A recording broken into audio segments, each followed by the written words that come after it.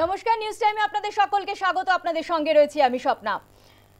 প্রথমেই যে খবরে চোখ রাখবো, আপনারা জানেন যে অনুব্রত মণ্ডল তার আইসি যে কদর্য ভাষায় গালাগালি দেওয়া হয় এবং সেক্ষেত্রে দাঁড়িয়ে মেডিকেল রিপোর্ট জমা দেওয়া হলো এসডিপিও অফিসে এবং মলয়পীঠের স্মরণে এবার অনুব্রত মণ্ডল ফের আলোচনায় Santiniketan medical college.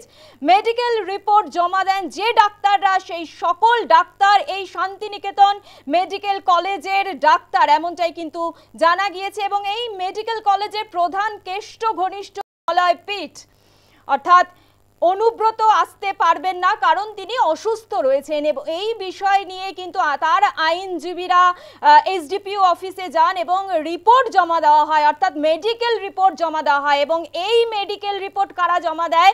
Santiniketan medical কলেজের চিকিৎসকরা এই মেডিকেল রিপোর্ট জমা দেয় এবং এই শান্তিনিকেতন মেডিকেল কলেজ হলো অনুব্রতের একেবারে ঘনিষ্ঠ, কেষ্টর ঘনিষ্ঠ মলয়পীঠ, এমনটাই কিন্তু জানা গিয়েছে। অর্থাৎ মলয়পীঠের স্মরণে অনুব্রত মণ্ডল ফের আলোচনায় শান্তিনিকেতন মেডিকেল কলেজ। কেষ্টর মেডিকেল রিপোর্ট এসডিপিও অফিসে জমা দেয় তার আইনজীবীরা এবং যে ডাক্তাররা এই মেডিকেল রিপোর্ট তৈরি করেছেন সেই সকল ডাক্তার এই শান্তিনিকেতন মেডিকেল কলেজের চিকিৎসক এবং এই মেডিকেল কলেজের প্রধান হলো কেষ্ট ঘনিষ্ঠ মলয়।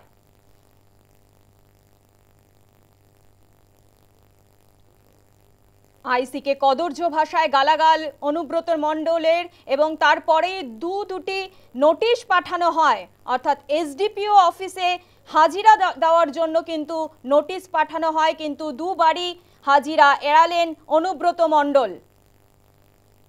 মেডিকেল রিপোর্ট জমা দিয়েছেন শান্তিনিকেতন মেডিকেল কলেজের চিকিৎসকরা এবং এই শান্তিনিকেতন মেডিকেল কলেজের প্রধান কেষ্ট ঘনিষ্ঠ মলয়, এমনটাই কিন্তু জানা গিয়েছে।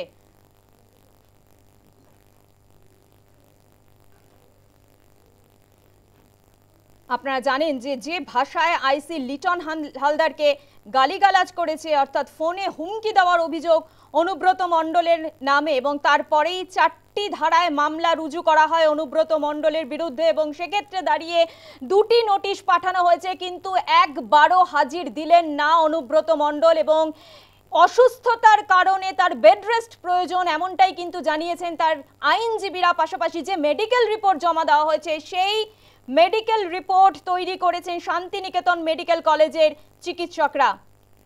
ফোন লাইনে রয়েছে আমাদের প্রতিনিধি সুজিত মণ্ডল। সুজিত, আমরা জানি এই শান্তিনিকেতন মেডিকেল কলেজ একেবারে অনুব্রত মণ্ডল ঘনিষ্ঠ কেষ্ট ঘনিষ্ঠ মলয়ের এবং সেই মলয়পীঠ অনুব্রতের অনুগামী। সুজিত, হ্যাঁ দেখো, medical college Santiniketan medical college নিয়ে এর আগেও বিতর্ক হয়েছে এবং সেই মেডিকেল কলেজে কর্ণধার মলয়পীঠ গরু পাচার কাণ্ডে বারবার হাজিরা দিয়েছেন এবং অনুব্রত ঘনিষ্ঠ হওয়ার সুবাদে তাকে বারবার তলব করেছিল। সেই মেডিকেল কলেজের ডাক্তারই আজকে অনুব্রত মণ্ডলের চিকিৎসা রিপোর্ট জমা দিল এসডিপিওর কাছে।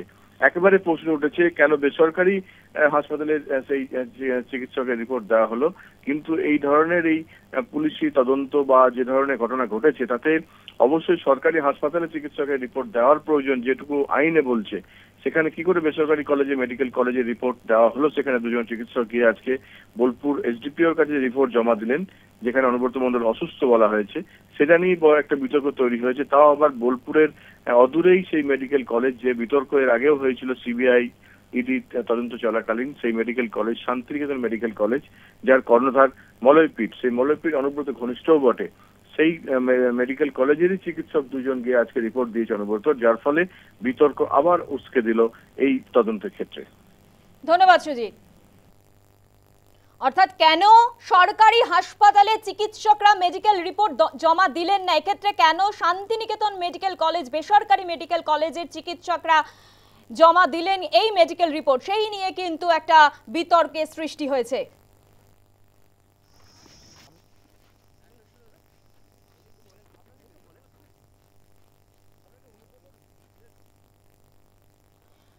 অর্থাৎ আপনারা জানেন যে অনুব্রত মণ্ডল তিনি যে আইসিকে যে কদর্য ভাষায় গালাগাল দিয়েছে এবং সেক্ষেত্রে দাঁড়িয়ে 2টি নোটিশ পাঠানো হয়েছে, কিন্তু এবারও হাজিরা এড়ালেন অনুব্রত মণ্ডল এবং মেডিকেল রিপোর্ট জমা দেওয়া হয়েছে। অর্থাৎ অনুব্রত মণ্ডল অসুস্থ, এই বিষয়ে তার বেড রেস্টের প্রয়োজন এমনটাই জানিয়ে মেডিকেল রিপোর্ট জমা দেওয়া হয়েছে এসডিপিও অফিসে। কিন্তু এই মেডিকেল রিপোর্ট জমা দিয়েছেন শান্তিনিকেতন মেডিকেল কলেজের 2 জন চিকিৎসক।